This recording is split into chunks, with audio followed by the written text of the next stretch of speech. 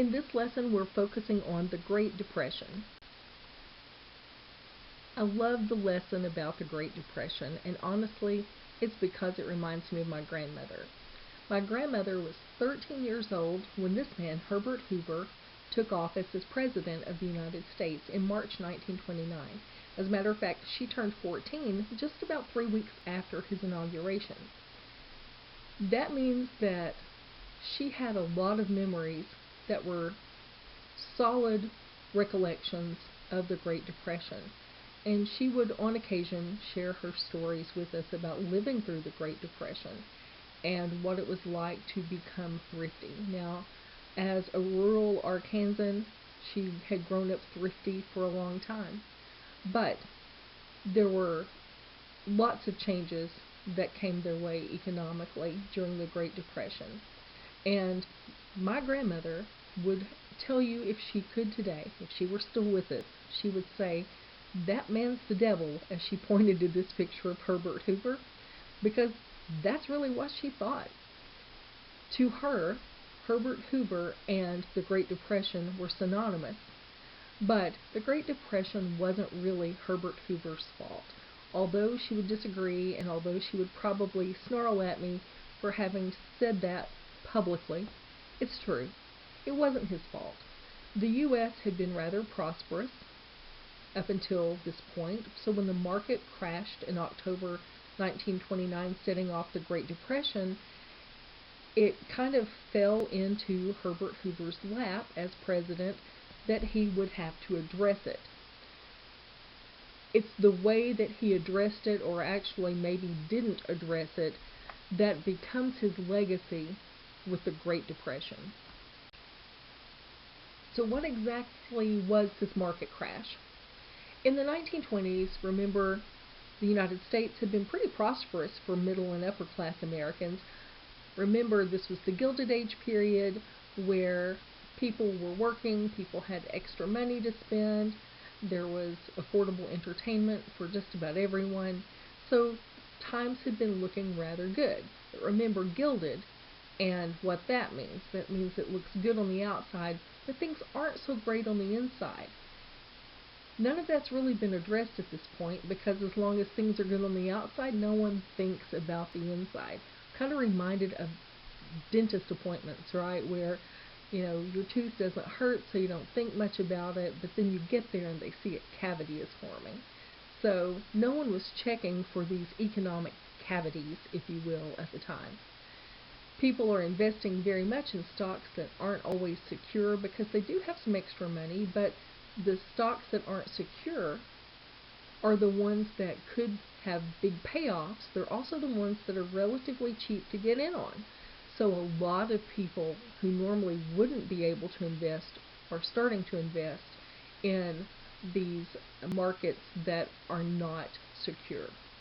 The Federal Reserve has set interest rates really low in order to encourage investment. So it's just kind of feeding into these insecure stocks.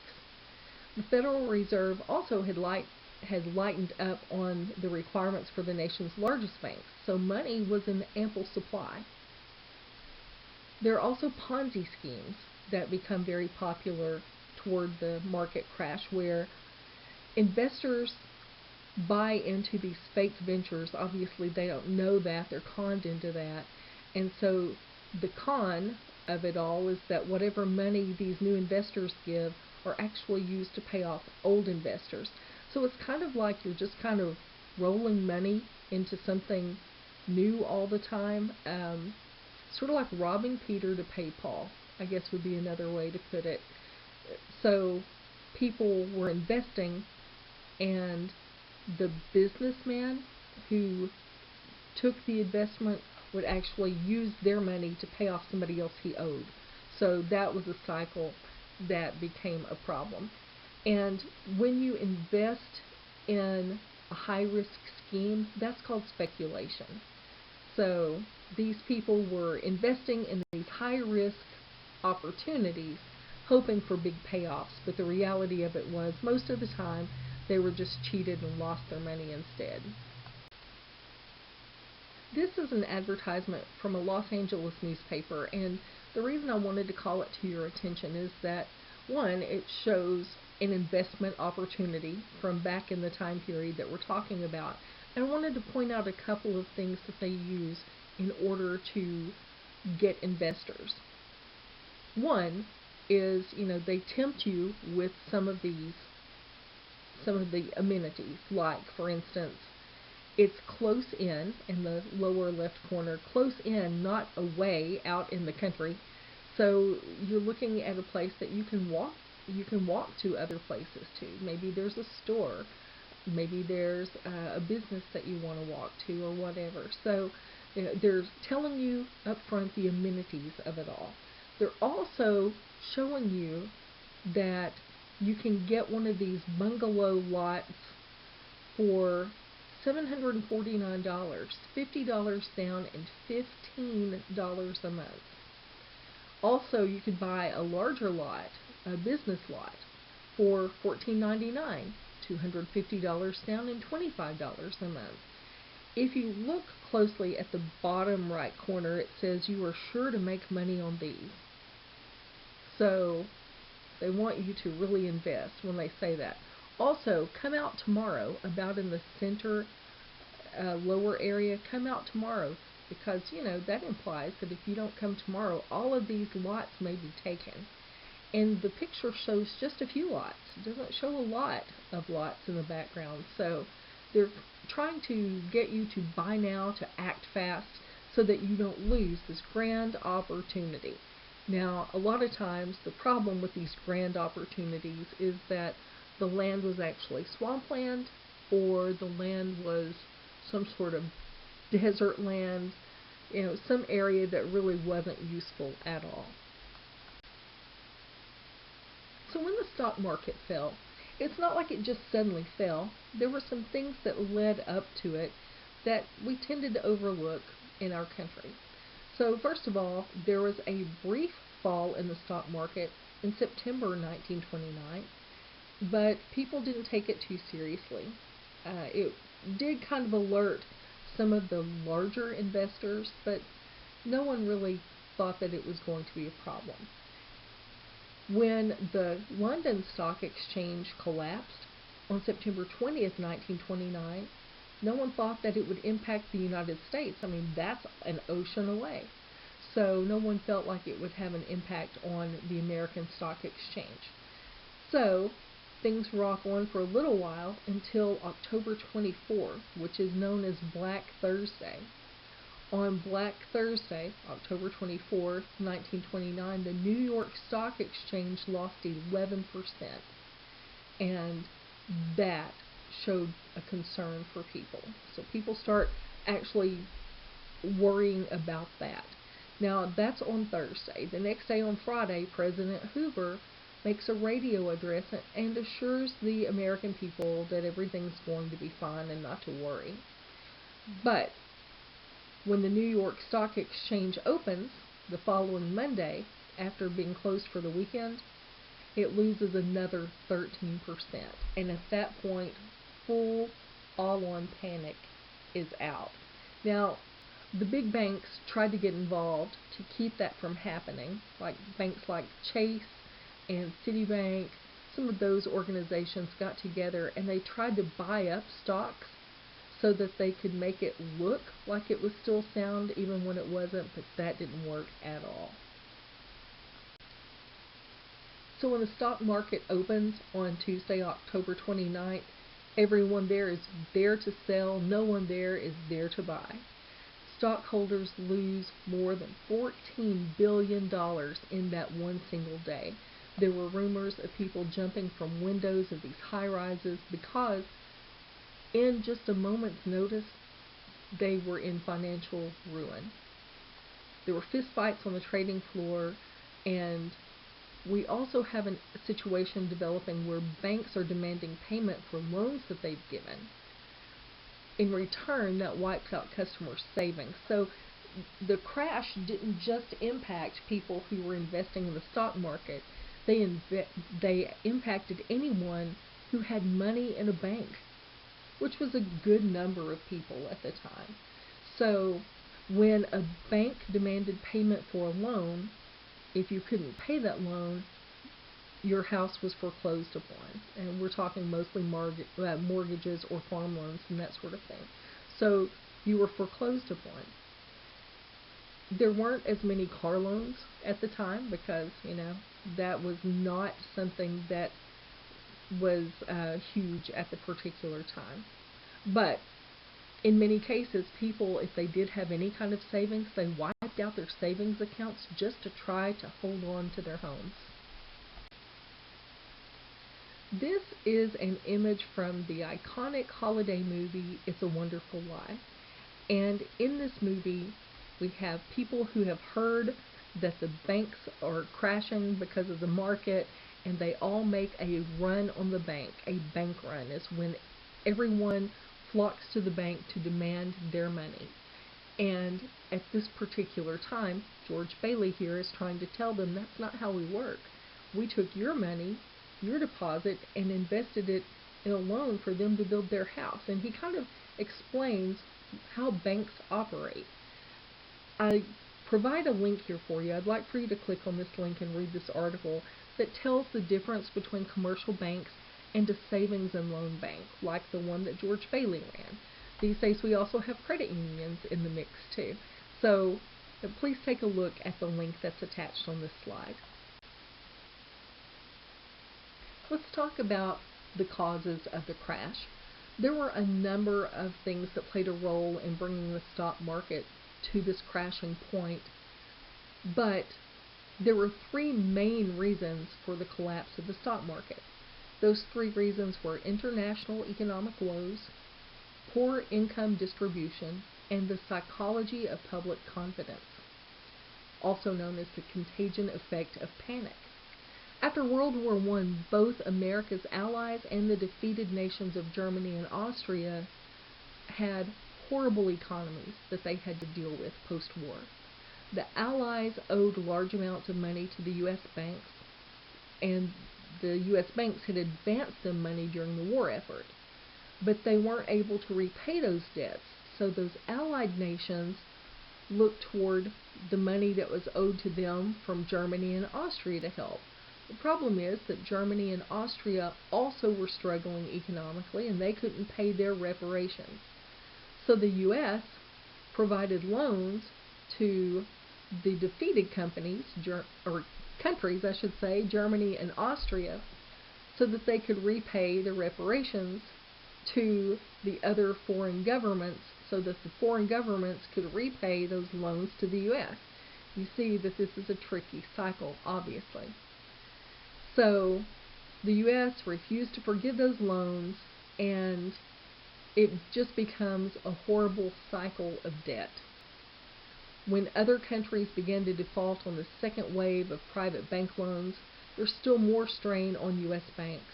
So the government, by not forgiving those loans and allowing private banks to loan money to foreign governments, that really creates a system of stress on the U.S. banking system. In terms of poor income distribution among Americans, a strong stock market really kind of relies on buyers becoming tomorrow's sellers. So there has to be an influx of new buyers from time to time. In the 1920s, this just wasn't the case because 80% of American families really had no savings, and only 0.5% to 1% of Americans controlled over a third of the wealth. So there were never any new buyers coming into the marketplace. And those who were investing kind of at the middle class level were buying these stocks or these land opportunities that weren't exactly on the up and up, so probably not traded at the stock market level anyway. So they're losing their money on property investments, not so much stock and bond investments like in the stock market. But 80% of Americans pretty much had no savings at all. Additionally, when these banks start to close and they start calling on mortgages to be paid, then anyone who did have savings pulled that money out to try to save their home. Some of them who obviously didn't have enough money to pay off their mortgage loan just pulled money out to keep it out of the bank because it seemed kind of like a place you put money into and then it just disappeared, and no one wants to do that. Another part of this is that people who didn't lose their jobs, people who continued working, didn't want to spend money. They held onto every penny of it that they could.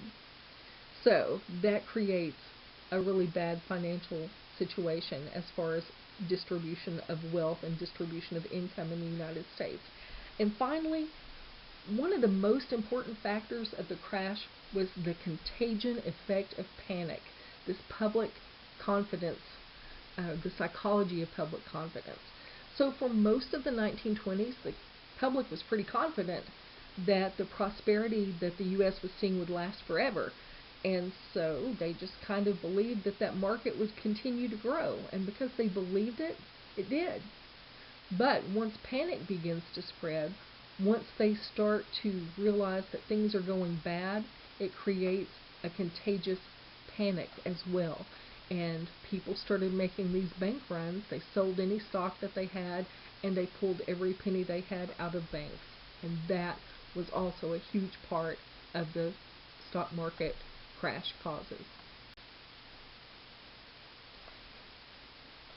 As a reaction to this immediate post-crash, President Herbert Hoover held strong. He said the U.S. economy was fundamentally sound and that there was no need to worry. As a matter of fact, at the end of that year, the New York Stock Exchange wrapped up with its annual party. The U.S. Labor Department declared that 1930 was going to be a great year for employment. So, at the time, even though public contagion was negative, we have the president and the government saying, oh, it's going to be great, you'll see. Now, usually, to be fair, the market does correct itself, but it didn't this time. And so that's another reason that investors and the public actually rushed to banks to start drawing their money out. Let's talk about what becomes the new reality now for Americans after the market crash. At this time, there were two industries who had been the focus of the country's economic future in terms of investment, potential growth, and employment. Those were the automotive and construction industries. Both were hit hard after the crash.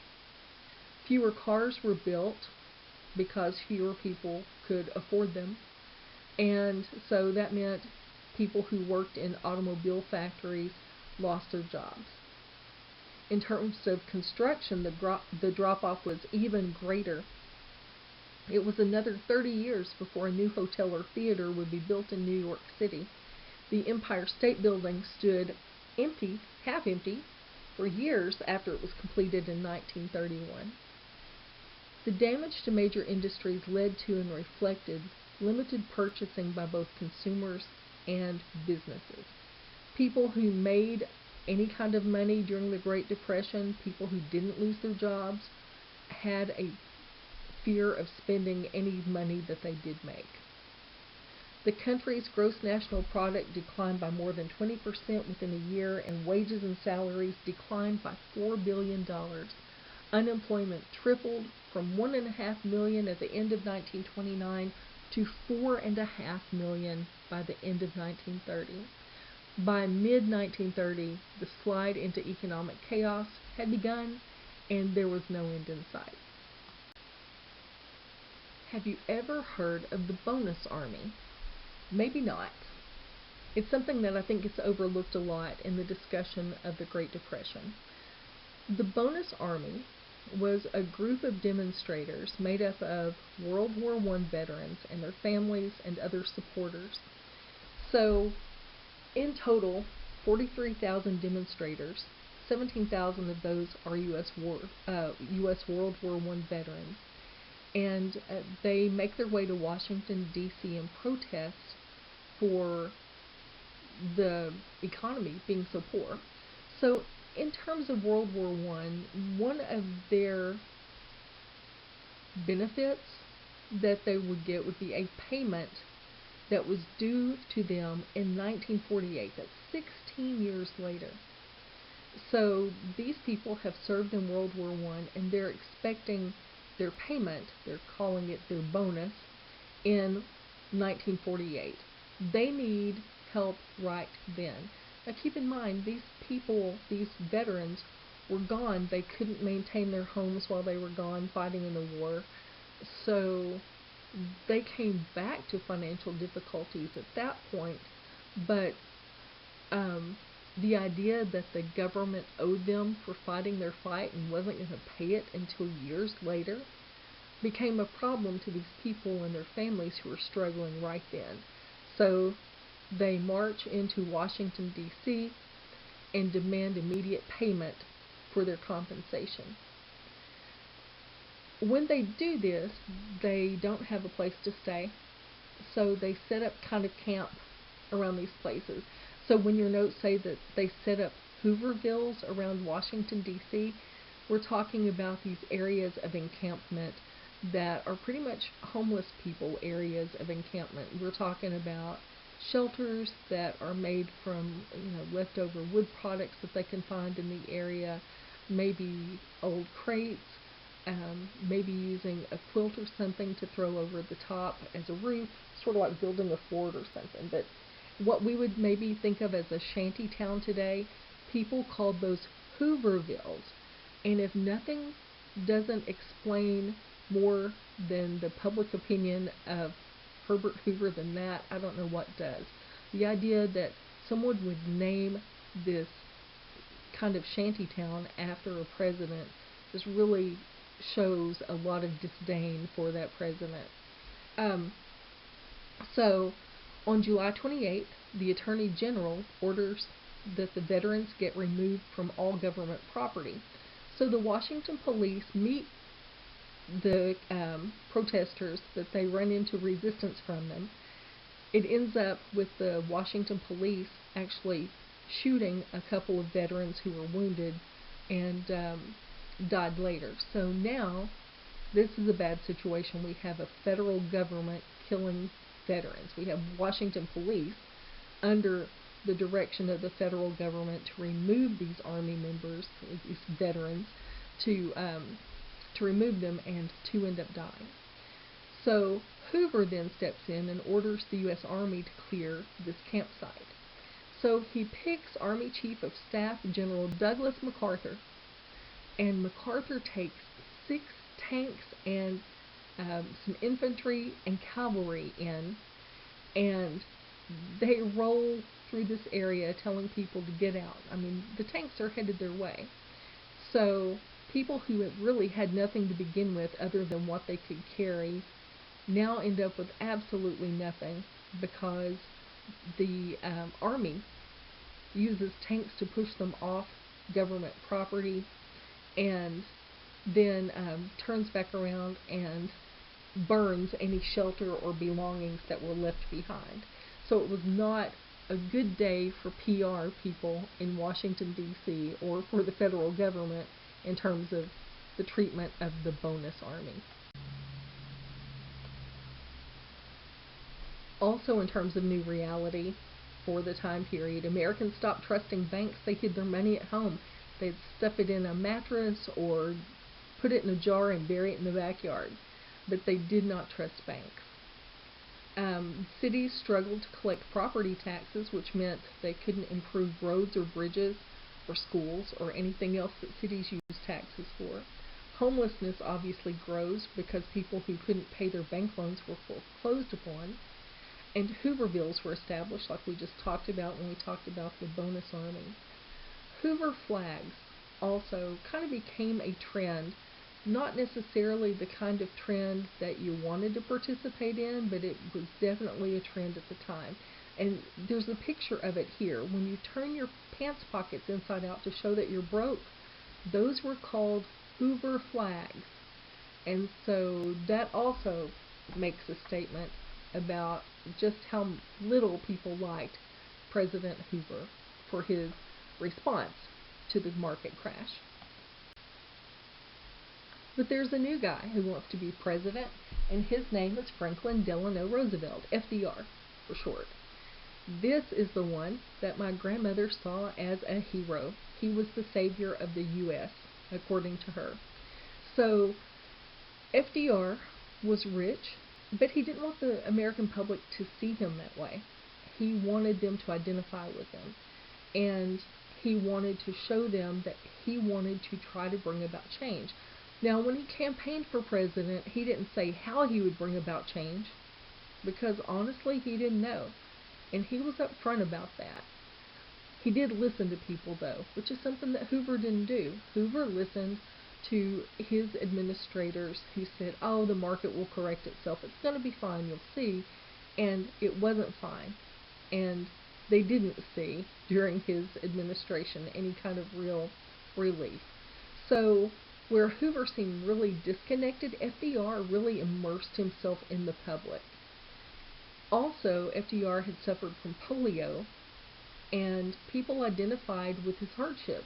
He had a noticeable limp, and people saw him as an overcomer, just like they also had struggles, even though that he was rich and didn't have money struggles like many other people did. They did see that he knew what hardship was, and he knew what it was like to struggle. So in the election of 1932, FDR won by a landslide, and with him came along a new Democratic coalition that included African Americans, minorities, and organized labor. So I use the term interregnum here, kind of tongue-in-cheek. Inter means between, and regnum means kingdoms. So obviously we don't have kings, but the period of time between the election and FDR's inauguration is the time period I'm talking about. 4 months between the election where FDR gets elected and then when he actually gets inaugurated. There are 4 more months of bank panics and more suffering across the U.S.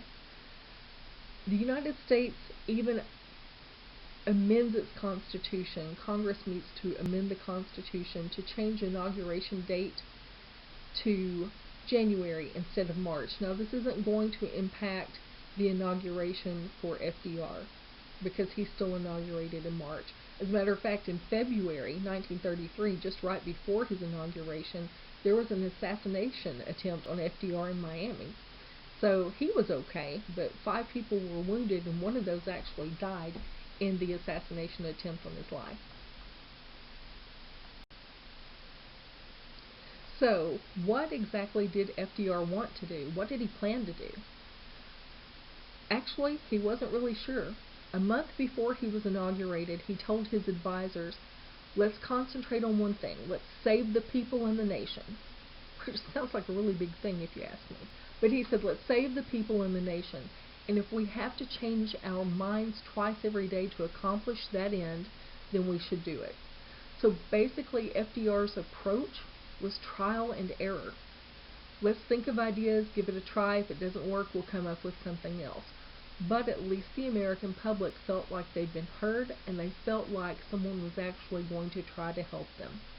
FDR sought advice from his Brains Trust, this group of trusted advisors he put together to actually help him develop these plans. And it's ironic, too, and it didn't go unnoticed by the American public, that on his inauguration day, it was a gray and rainy day, but when he stood up to actually take his oath of office, the sun came out. And so people saw that as a sign that things were going to get better. So as soon as he's elected, he starts working on reform. And in the first 48 hours of his presidency, he set a bank holiday and called Congress for a special session from March 9th to March 12th. They established the Emergency Banking Act of 1933, where they adopt the gold standard as the base value for American paper money, which helped limit the amount of paper money in circulation. So it actually made the U.S. dollar worth more than the paper it was printed on. People who had gold were told to sell it to the U.S. Treasury for a discounted rate of about $20 per ounce, and bills were no longer redeemable for gold.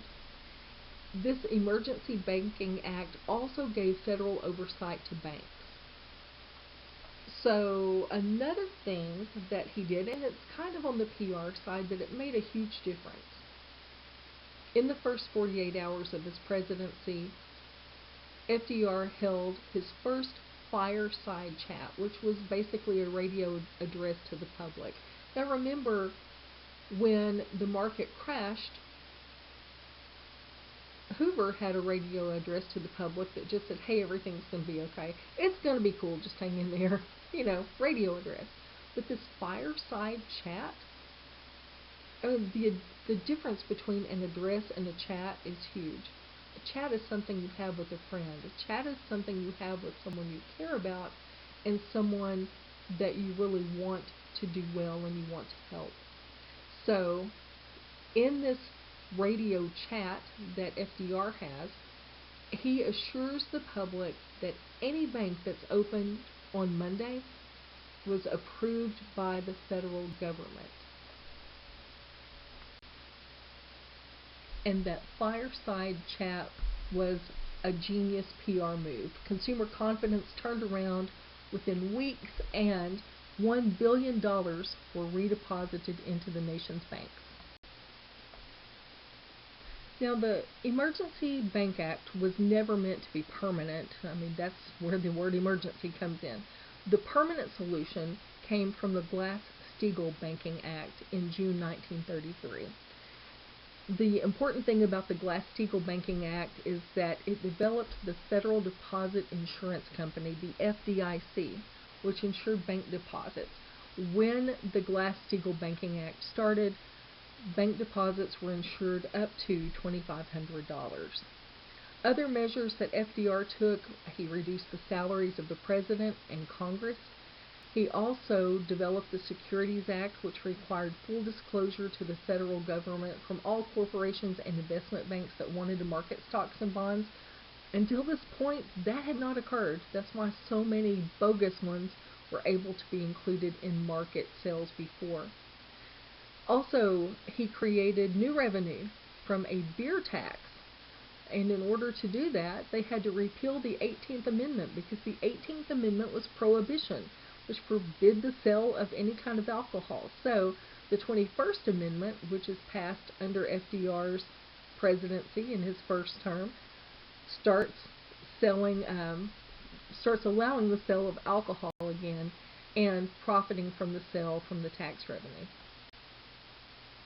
If you're not a politics nerd like I am, you may not be familiar with the first 100 days term, but generally, any time a president is elected, he gives his first 100 days of office report, just to let the American public know what's been done and what he's working on, or she's working on, whatever the case may be. So, if you're not a political nerd and you've never heard that term, maybe you remember the first 100 days or the 100th day of kindergarten, or the 100th day of school, and you celebrated that by dressing up like an old man or an old lady or whatever. That phrase comes from this, FDR's first 100 days. He's the first president to use this term, and it gave him a goal of what he wanted to accomplish. He needed to accomplish a lot in his first 100 days in order to get relief to the American public. They were counting on these first 100 days to get that relief. So it was a term mutually important to the president and important to the American people. In his first 100 days, he created the Federal Emergency Relief Act, and when I say he did, with the help of Congress, obviously, the Federal Emergency Relief Act gave $500 million in grants for states to help the 15 million people who were unemployed. The Wagner-Pizer Act created the U.S. Employment Service and gave states matching funds to create job opportunities for the unemployed. They also developed the Civilian Conservation Corps, also known as the CCC, which put unemployed men to work on conservation projects. Now, they earned $30 a month, which doesn't sound like a lot today, but it would have been a good deal of money back then, and it would have been a respectable amount of money back then. They employed 2.5 million men by the end of 1942. One of the things that I want to mention about the CCC is the idea that goes into the CCC, which was the idea of putting people to work. It's not about giving people money, it's about giving people a job. And the idea at the time period was that people, men, in this particular time period, since men were the predominant workforce, but that men had their self-respect based on work ethic. And so it's not just about giving someone money, it's about giving them a job so that they can continue the normalcy of life in a bad situation, continue kind of having their support shown. They're able to still earn for their family. They're not just getting a check, which was an important aspect of this, putting people actually to work in jobs that would benefit American society. And 2.5 million men were employed through the CCC by the end of 1942. It also created the Agricultural Adjustment Administration, which raised crop prices in rural economic crisis and also helped modernize farms. Now this one technically isn't in the first 100 days, it's actually the 105th day, but it's often included in the first 100 days report. So the National Industry Recovery Act created the Public Works Administration and the National Recovery Administration. These agencies were responsible for hiring people to build roads and bridges in terms of in individual states. And it also outlawed child labor, which meant that the bulk of the jobs were saved for the men of the family who were the typical breadwinners at the time. It also created the Tennessee Valley Authority during this first 100 days. They created hydroelectricity, flood prevention, and deforestation. This was the first time that the federal government competed against private companies in the business of selling electricity. So most people were pretty happy with FDR's time in office in his first term, and as the election crept up to run for re-election, people suspected that Senator Huey Long of Louisiana was going to be one of his opponents. Huey Long was this corrupt senator, long known for his corruptness throughout Louisiana, but he proposed this idea called the Share Our Wealth program that really caught a lot of traction, and you'll figure out why in just a minute. So Long wanted in his Share Our Wealth program to take all large personal fortunes from the rich people to fund direct payments to those who were less fortunate. He wanted to give $5,000 to every family. Now remember when I told you a couple of slides back that the CCC paid $30 a month? That's $360 a year. $5,000 to every family is huge. So that's exactly why people were catching on to that. They're like, yeah, that sounds pretty good. Because remember, in terms of income distribution, most people are considered poor, and only 0.5 to 1% had a lot of wealth. So, of course, I would assume that the wealthiest people weren't too into his idea. He also wanted to give $2,500 to every worker, plus old age pensions and education funding. Now, this plan really wasn't possible, but it drew a lot of support, especially for people who were like, yeah, heck yeah, I want some of that rich people money. You know, why not?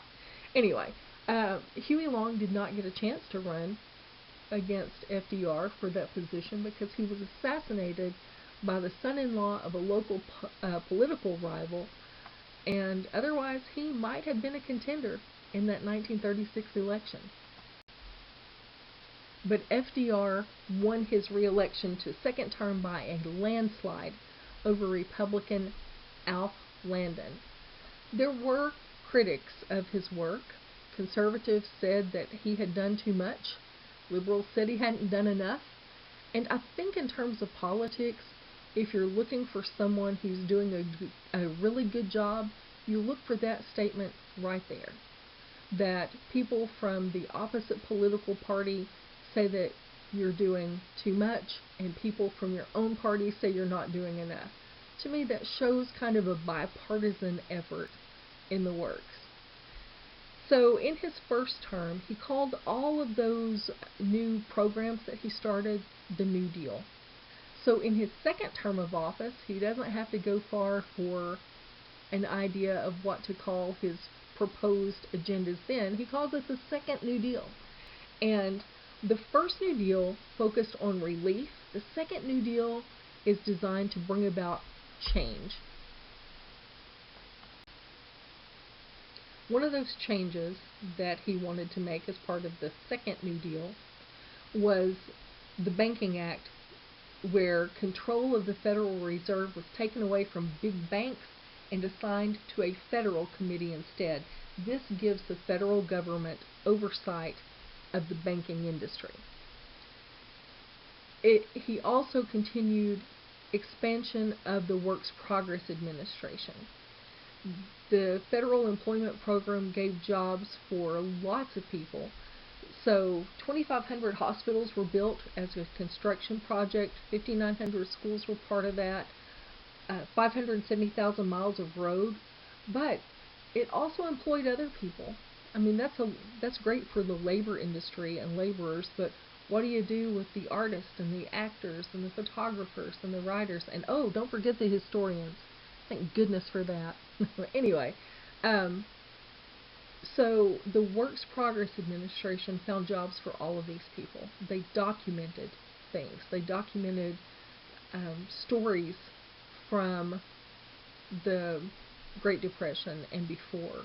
And they created flyers, and they created materials to let people know how to garden and, you know, that kind of thing, so that people could grow their own food to help out. They also started the National Youth Administration program that provided work-study jobs for more than 500,000 college students at the time and 4 million high school students as well. Something else that came out of FDR's second term was the Social Security Act that was for elderly or unemployed disabled young workers. It also included an old age pension plan for people over age 65. And also part of the second term was the Rural Electrification Administration, also known as REA. We still have REA active today, and that's public utilities to rural areas. Also started Surplus Commodities Program to provide food to the poor. We still do that today with food stamps or SNAP. So that name changed a few years ago, but SNAP benefits the same thing as food stamps.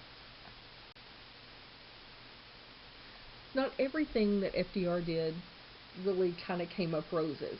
There was one thing that really got no traction. It's called the Supreme Court Packing Plan.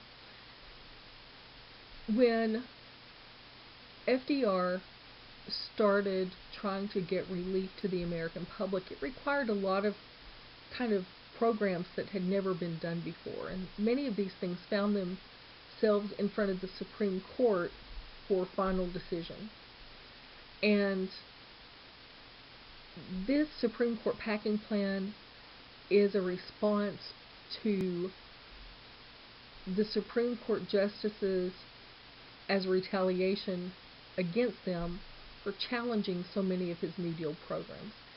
So what he wanted to do, he wanted to add one justice for every current justice that was over age 70 who refused to step down. So he wanted to force retirement from these Supreme Court justices at age 70. So you may not know this, but Supreme Court justices are appointed for life.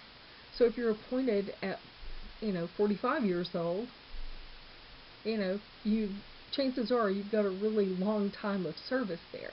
One of the things about Justice Ruth Bader Ginsburg, before she passed away, there were people who were angry with her for not resigning when President Obama was still in office, because Ginsburg's voting tended to be liberal, and they wanted him, a liberal, to be able to replace her with another liberal. But she didn't do that. She refused to step down. She stayed to finish out her life sentence, which she did up until the time that she died.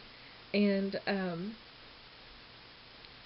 Then her replacement was named by a conservative president. So anyway, just a little background about why that's kind of important. So if you're appointed to the Supreme Court, you're there for life. And he wanted to change that. He wanted to oust some people. And this plan was actually championed by Joe T. Robinson, senator from Arkansas. He had been in the Senate for a long time and had gained a lot of seniority. If he had not died before this came to vote, it might have passed, because he was the champion for it. He was the one talking it up with everyone. But the idea, obviously, was opposed by the Supreme Court. It was opposed largely by most of Congress and within his own political party. But the fact that he did suggest it, and the fact that these programs had added so much relief to the American public, the Supreme Court didn't challenge any more of the big parts of his New Deal in his second term. So, recovery isn't as easy as you might think. If you start from a low point, you have nowhere to go but up. But that's not exactly true. You can also dip back down again, which is what happened during the recovery period. There's a recession inside the Great Depression, and this happens during FDR's second term in office. So FDR very much believed in a balanced budget because he felt like that's how he kept the public confident in the American economy. However, if citizens were suffering, he felt like relief to them was the first concern. So he'd really hoped that he could start cutting spending by 1937 after the economy had recovered a little more, but this recession hit, and 2 million more Americans were unemployed. Red lines began to build again, and banks started getting ready to close again. So FDR addressed this recession with more spending for jobs in 1938. Part of this also includes the Fair Labor Standards Act, which was established to provide a federal minimum wage, also a 40-hour work week, and to further limit child labor laws to not allow children to work under age 16. And again, that's so that men could have jobs to provide for their families. Now, neither the first New Deal nor the second New Deal were perfect. There were problems in each of those terms of office. One problem was race. In many places, African Americans were skirted for jobs with the WPA and other New Deal programs. The problem wasn't that. Now, it wasn't set up to be discriminatory in terms of at the federal level, but at the local level, you had whites who were in charge of hiring, and so many times they hired whites over African Americans because that was their practice in their community to do. Still, it wasn't right, and FDR had to address it. He did that by defining hiring practices for all of the relief agencies, giving federal standards for hiring.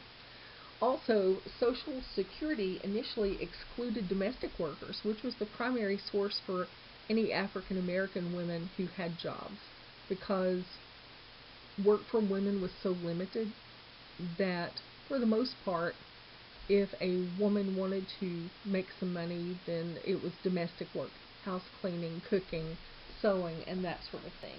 But Social Security didn't include them at first, so that had to be changed as well.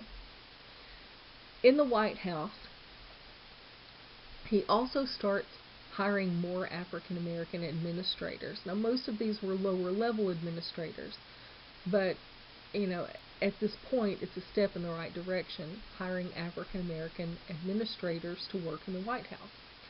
One of these administrators was Mary Bethune. She was an African American educator, and she becomes one of FDR's foremost important African American advisors. She's an education advisor, and she also tries to bridge this racial gap as well. Also, FDR was the first president to publicly speak out against lynching. Now, even though he was the first president to speak out against lynching, he never pushed any anti-lynching legislation, and honestly, that's because he did not want to lose the support of Southern Democrats.